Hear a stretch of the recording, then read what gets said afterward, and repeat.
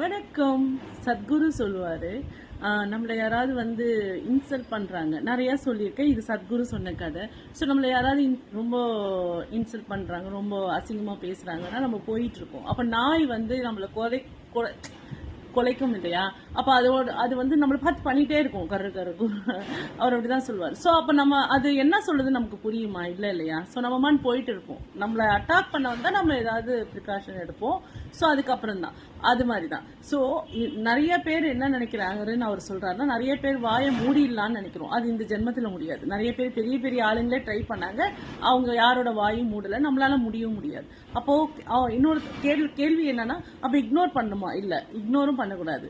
அவங்க பண்றது எல்லாத்தையும் கவனிக்கணும். கவனிச்சுட்டு ஸோ அந்த பர்சனோட புத்தி அவ்வளவுதானே நம்ம திங்க் பண்ணி வச்சுக்கணுமா. நெக்ஸ்ட் அப்பதானே நம்ம அவங்களோட இருக்க முடியும். கமெண்ட் பண்ணுங்க சரியானு.